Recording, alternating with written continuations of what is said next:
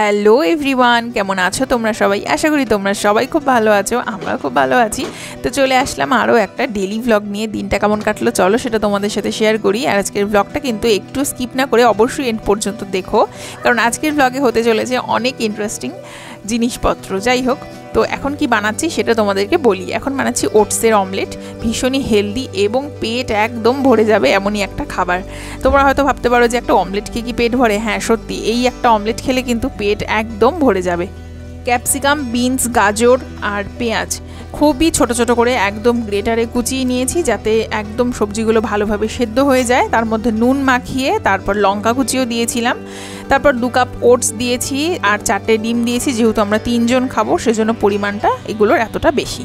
তো সমস্ত কিছু সবজিকে ভালো করে মাখিয়ে ডিমের সাথে ওটসের সাথে নুন দিয়ে কিছুক্ষণ রেখে দিতে হবে, জাস্ট বলতে পারো 5-7 মিনিট মতো, যাতে ওটসের মধ্যে ডিমটা ভালোভাবে ঢুকে যায়।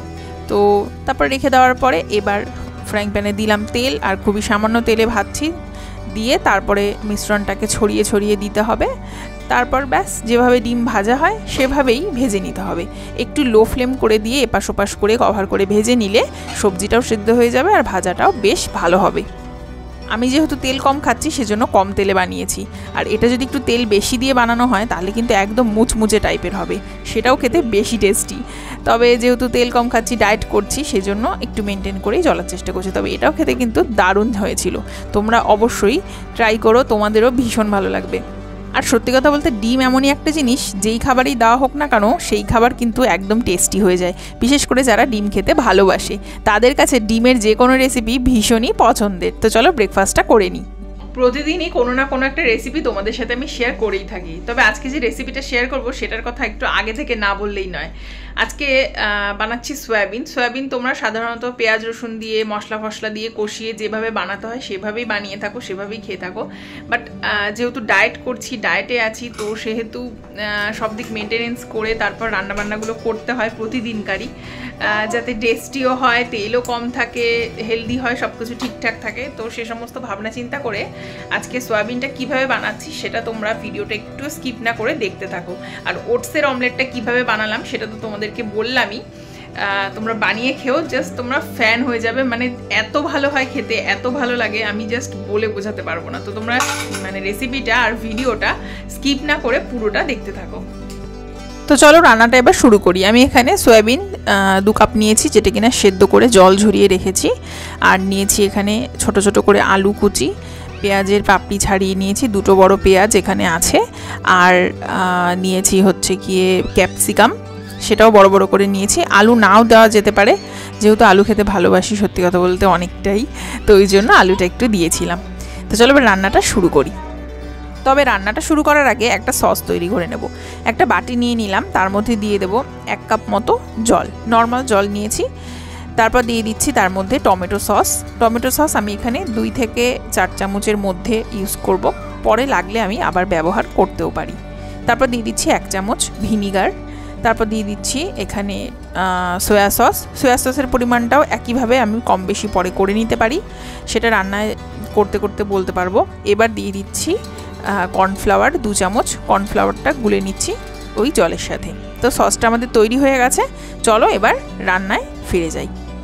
তো প্রথমেই ফ্রাইং প্যানে দিয়ে দিলাম খুবই সামান্য তেল, এবং তেলের মধ্যে দিয়ে দিচ্ছি আদা রসুন বাটা 2 চামচ মতো দিয়ে দিচ্ছি।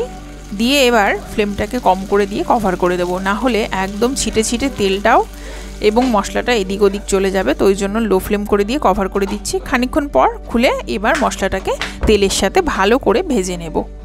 রান্নাটা করতে করতে তোমাদেরকে এখানে একটা টিপস বলে রাখি, চাইলে তোমরা সয়াবিনটাকে আলাদা করে ভেজে নিতে পারো। তোমরা যারা ডায়েট না করছো, নর্মাল খাওয়া দাওয়া করো, তারা চাইলে সয়াবিনটাকে আলাদা করে একটু পেঁয়াজ রসুন মাখিয়ে ভেজে নিতে পারো, সেটা কিন্তু খেতে বেশ ভালো লাগবে।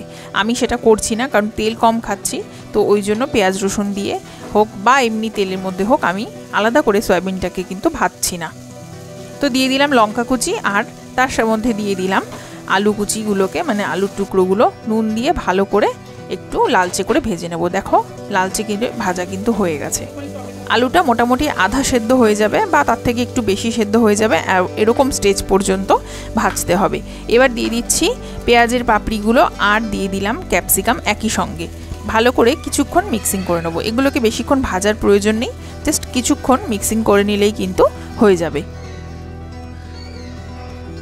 খানিকক্ষণ ভেজে নেওয়ার পর এবার যে আগে থেকে তৈরি করে রেখেছিলাম সসটা সেটাকে দিয়ে দেব পুরোটা, আর তার সাথে খানিক জলও অ্যাড করে দেবো।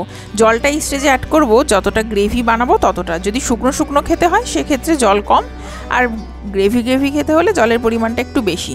তবে হ্যাঁ, যদি গ্রেভি বেশি থাকে তাহলে কিন্তু সসের পরিমাণটাও কম বেশি হবে, মানে গ্রেভি বেশি হলে সসের পরিমাণটা বেশি দিতে হবে। নুন আর মিষ্টির ব্যালেন্সটা এই স্টেজেই চেক করে নিতে হবে। সামান্য একটু চিনি দিয়ে দিলাম। এবার ভালো করে মিক্সিং করে চেক করে নেব যে নুন মিষ্টির ব্যালেন্সটা ঠিকঠাক আছে কি না। এই রান্নাটা কিন্তু অবশ্য ফ্রাইড রাইস বলো বা রুমালি রুটি বা লুচি, যদিও লুচি আমি খাচ্ছি না, বা রুটি, এর সাথে কিন্তু বেশি ভালো লাগে। পরে আমি 1 চামচ টমেটো সস 1 চামচ সয়া সস অ্যাড করেছিলাম। এবার লো ফ্লেমে 10 মিনিট কভার করে ফুটিয়ে নিলেই কিন্তু তৈরি হয়ে যাবে chilli soybean. Shortcut chilli soybean বলতে পারো। সয়াবিনটাকে ভাজিও নিই, কারণ তেল কম খাচ্ছি, সেটা তো আগেই বললাম। তোমরা অবশ্যই সয়াবিনটাকে একটু পেঁয়াজ রসুন আর কর্নফ্লাওয়ার মাখিয়ে ভেজে নিও, তাহলে কিন্তু দারুণ টেস্ট হবে। আর দেখো, একটুখানি রসুনের পাতা কুচি করে দিয়ে দিলাম। দেখতে ভালো লাগবে, খেতেও খারাপ লাগে না, মুখে পড়ে বেশ ভালোই লাগে। তো আমি তো আজকে খাবো এটা রুটি দিয়ে। আর তোমরা কিসের সাথে খেলে বা তোমরা বানানোর পর তোমাদের কেমন লাগলো আমাকে কিন্তু কমেন্ট করে প্লিজ জানিও, আর অবশ্যই বাড়িতে বানিও কিন্তু। অনেক দিনের ইচ্ছা ছিল এয়ার ফ্রায়ারটা নেব, তো ফাইনালি এসে গেছে, জাস্ট দিয়ে গেল। তো এটা চলো আনবক্স করি। অনেক দিনের স্বপ্নটা বরাজ পূরণ করেছে, এয়ার ফ্রায়ারটা চলে এসছে, সেটা তোমাদের বললাম। এবার চলো এটাকে খুলে দেখাই যে কোন মডেলটা বা কীরকম দেখতে আমি অর্ডার করেছি। এয়ার ফ্রায়ার তো অনেক রকমেরই হয়, অনেক কোম্পানির হয়। ফিলিপসেরটাই কিনবো, এটা প্রথম থেকেই ইচ্ছা ছিল, তাই ফিলিপসেরটাই আমি কিনেছি। তবে ফিলিপসেরও অনেকগুলো মডেল আছে, এবার কোনটা কিনলাম সেটা তোমাদের সাথে শেয়ার করি। সত্যি কথা বলতে তেল কমে রান্না খাচ্ছি তবে থেকে ইচ্ছা হয়েছে যে এয়ার ফ্রায়ারটা কিন্তু এবার কিনবই। এতদিন পর্যন্ত ইচ্ছে ছিল যে একটা এয়ার ফ্রায়ার হলে ভালো হয়, কেনার খুব ইচ্ছা, কিন্তু যবে থেকে ডায়েটটা শুরু হয়েছে তবে থেকে কিন্তু এয়ার ফ্রায়ার কেনার নেশাটা বেড়ে গেছে একদম দ্বিগুণ। তো ফাইনালি বরমশাইকে এবার রাজি করাতে পেরেছি, তারপরেই কিনে দিল এই এয়ার ফ্রায়ারটা। কিছু মানুষের ভ্রান্ত ধারণা আছে, সেটা হচ্ছে এয়ার ফ্রায়ারে নাকি শুধুমাত্র আলু ভাজাই হয় বা ফ্রেঞ্চ ফ্রাই হয়, কিন্তু না, এই ধারণাটা ভুল। অনেক রকম রান্নাই করা যায়, অবশ্যই তেল কমে বা তেল ছাড়া।